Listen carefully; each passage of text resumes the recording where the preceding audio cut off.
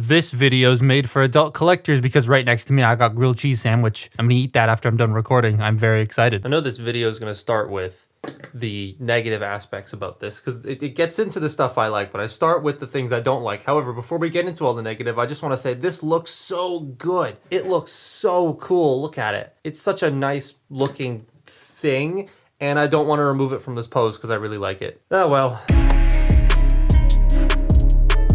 I want to preface this right now at the beginning. I am Canadian, so I shop in Canadian dollars, which makes sense. So the price in the title is the Canadian dollar price, which comes to about 450 US dollars. Because I know there are going to be some people saying that that's not the right price, but it is once it's converted. Anyways, yeah, $630 for this it's not worth it in the slightest. Granted, I got this on Hobby Genki for 300 US dollars, which is, what is that?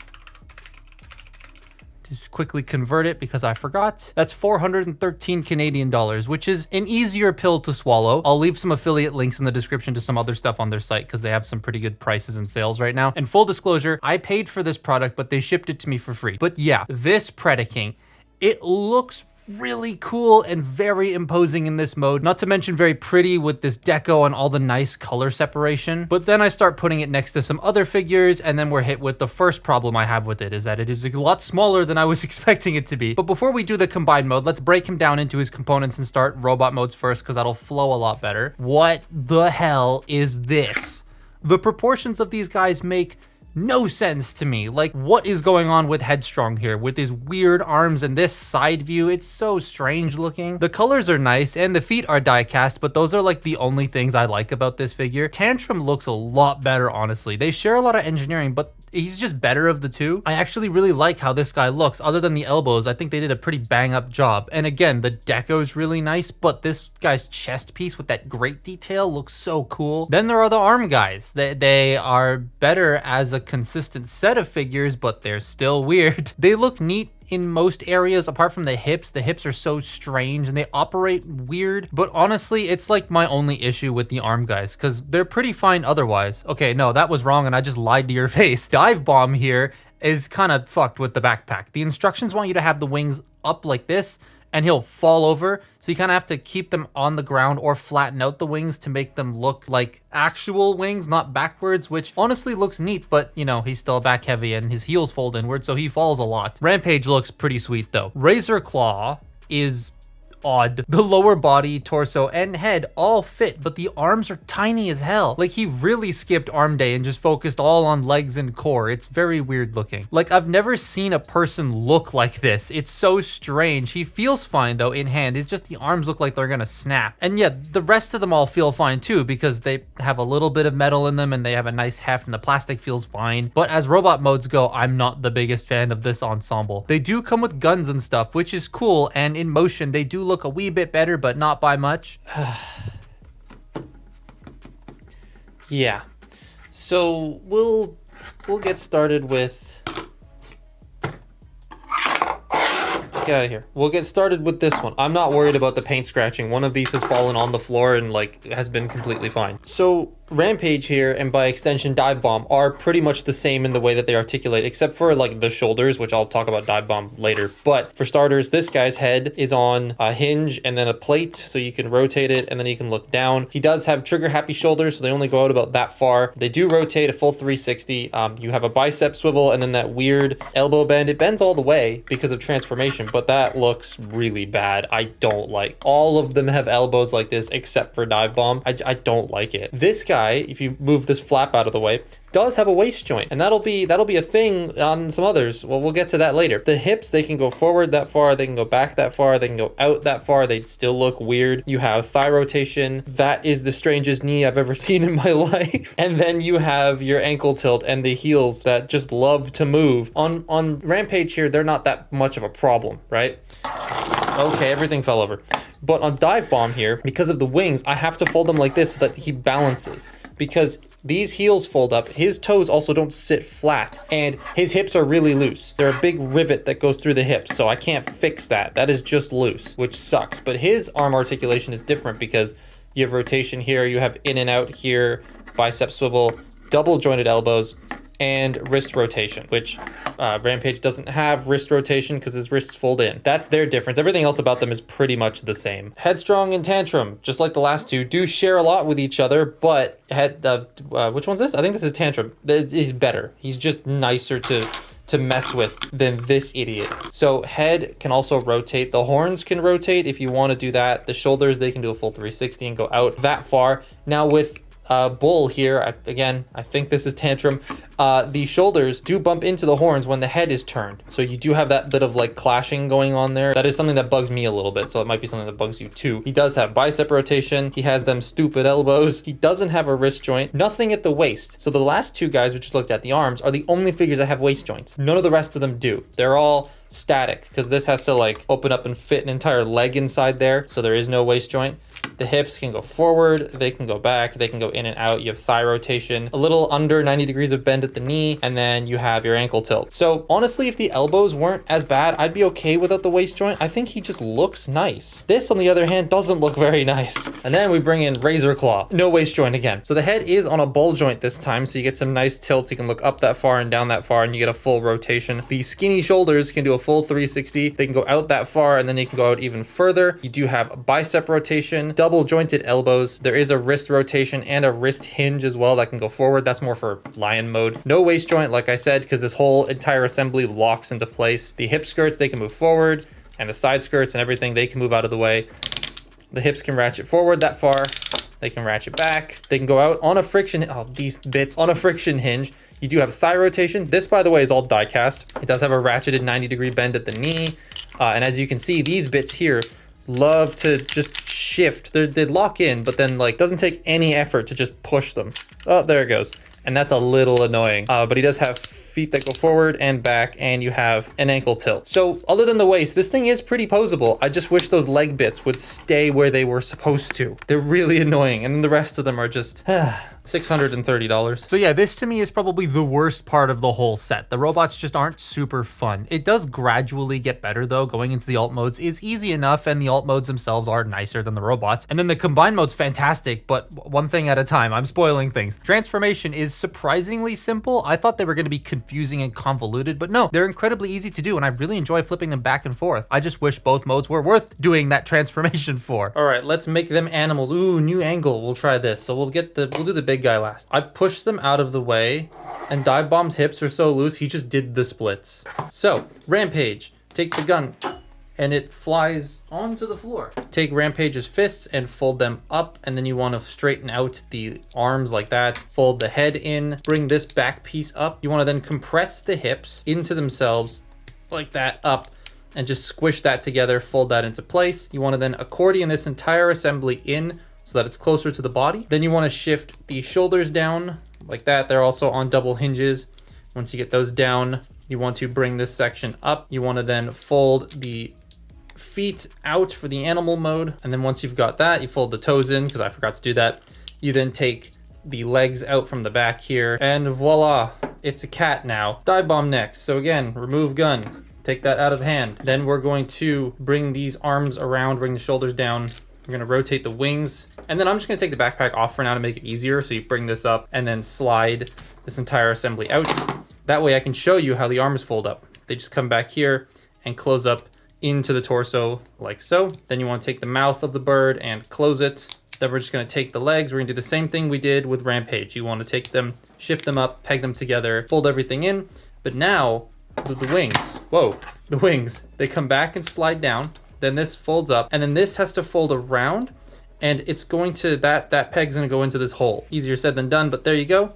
And there is Dive Bomb, gun, out of hand, fold up hands, leave them like this, rotate the head 180 degrees, then you fold that down, and then you bring the legs and you want to shift them back till they click into place. Then you want to straighten out the legs, peg them together, bring this section, before you bring this section back, on this guy specifically, you want to fold out the feet first, because otherwise you won't be able to get access to them. Do that first, and then clip that in, fold up the robot feet, and there you have him in his stupid dumpy rhino mode where his legs look like that. And I don't understand why they don't sit flush, but they don't sit flush. This guy is more or less just the same thing, except once you get here, you flip him upside down, fold the faceplate up and rotate that around and flare the horns out.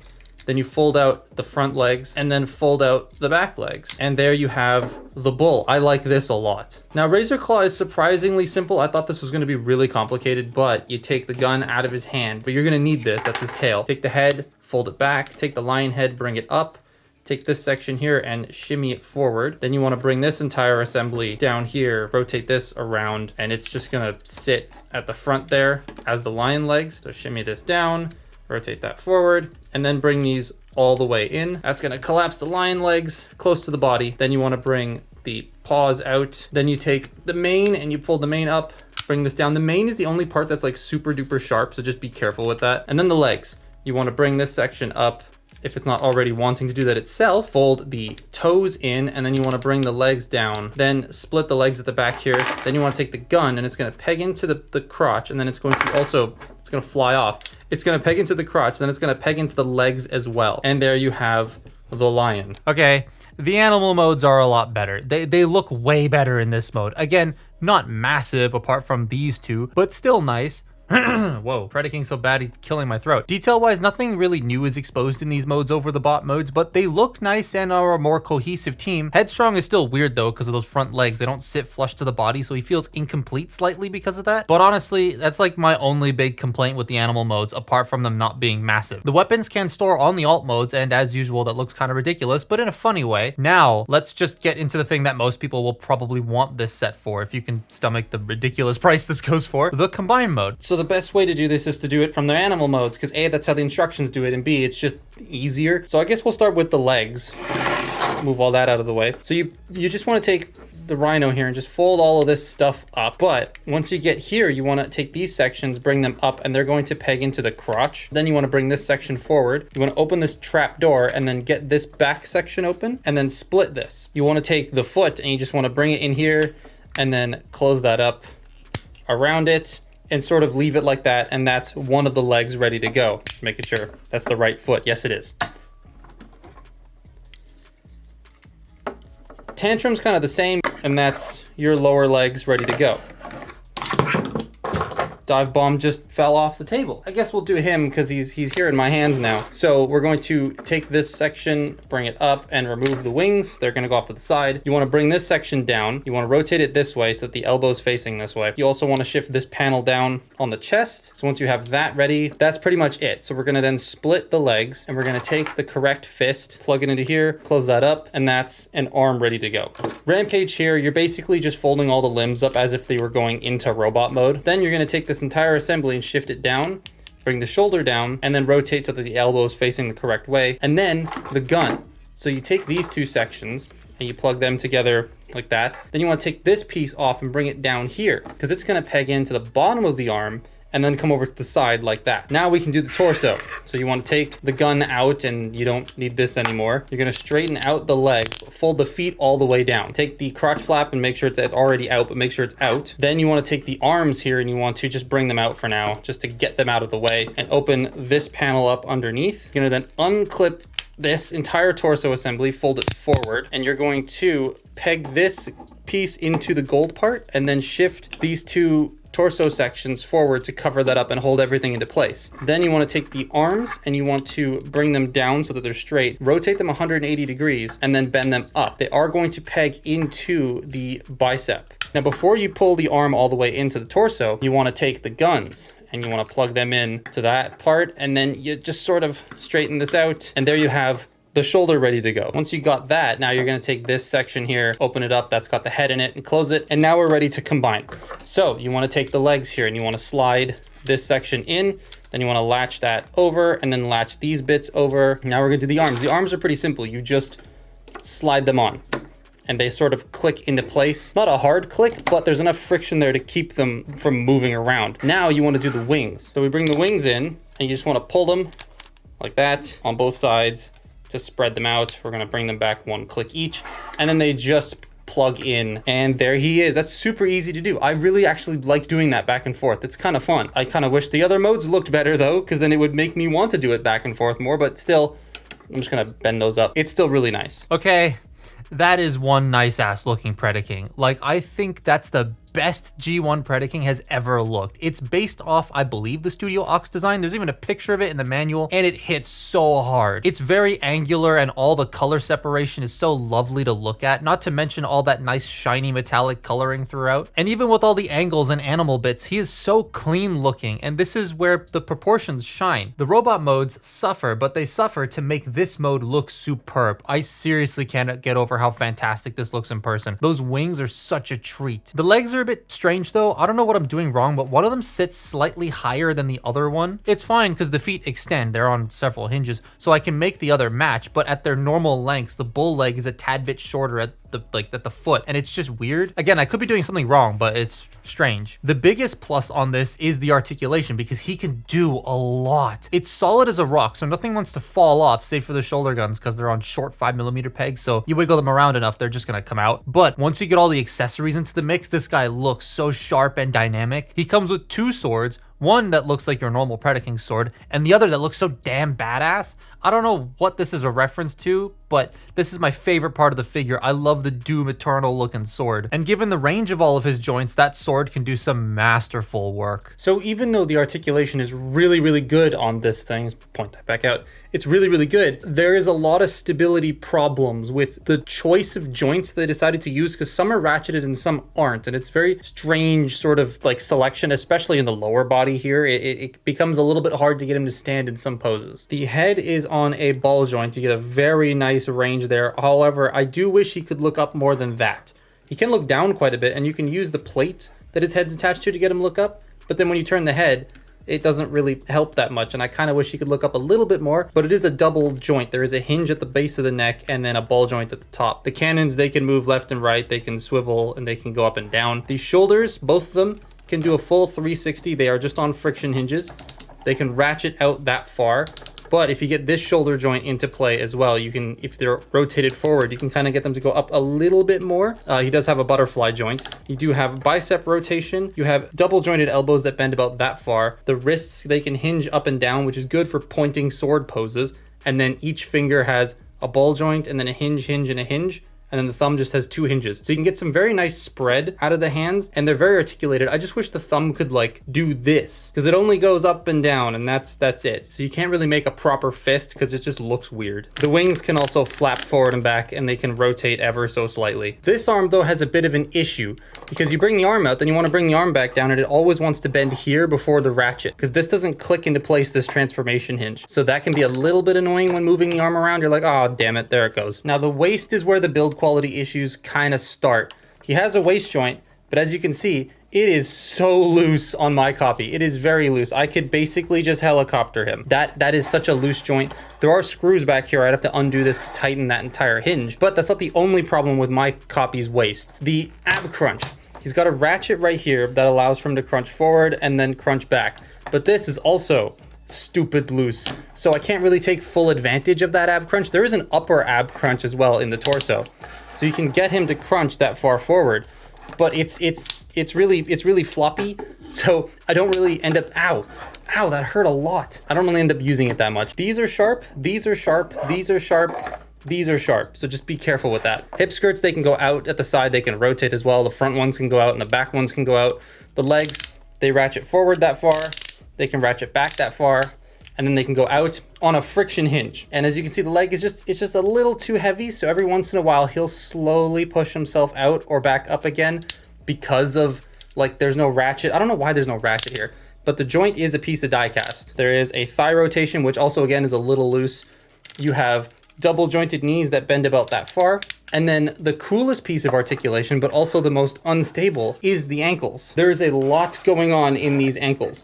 So you have the foot is on a double hinge, so it can go forward that far, right? So you can get that far forward, or you can get that far back. And then you have a ratcheted ankle tilt. However, these joints are not ratcheted, so they can't really support the weight of the figure, so he leans quite a bit on my copy. Like, he'll want to lean forward or lean back, and then when you put him into a pose, that combined with the fact that these aren't ratcheted means he just sort of likes to do this and then fall. So I gotta be kind of careful with it. Again, this thing's pretty durable. I did accidentally punch Razor Claw off my desk, but I still don't want it to break. So I kind of wish the ankles, almost at elbows, the ankles were a little bit better. Now I didn't like the robot modes, but the animal modes and combined modes, well, the animal modes are okay, but the combined mode is great, but we need to talk about money. This costs 430 US dollars to 620 Canadian dollars, and that is way too much money for this. This is him next to Superion and Devastator. Now, yes, the Hasbro combiners don't have die-cast, they don't have nearly as much paint,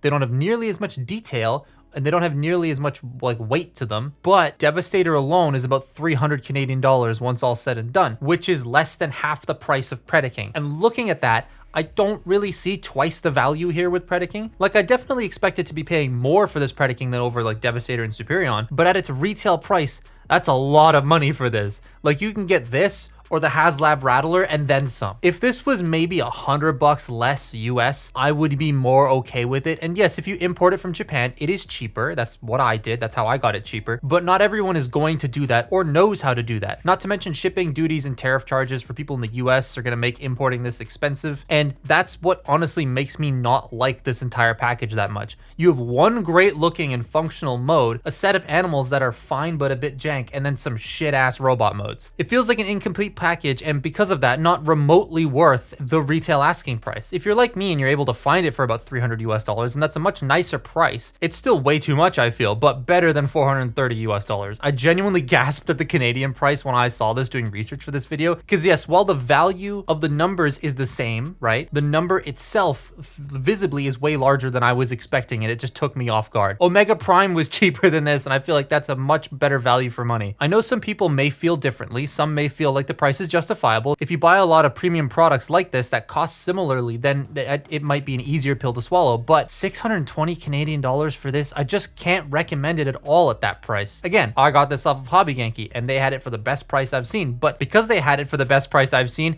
it's sold out, which is unfortunate. Hopefully they get some more in so you can snag it for that cheaper price. As for what I'm gonna do with this, I wanted this to be my main Predaking to go with my combiners, but it's just too small, which sucks. I'll wait to see what Hasbro does with their Predaking, because I know they'll eventually get to Predaking, but right now I can't recommend this thing to anyone. It's cool, but like 1 1/4 of the modes is cool. But that's my look at T-Spark Adamas, what's it called? Machina Predaking. Follow me on Twitter and Instagram, and I'll see you next time. Bye-bye.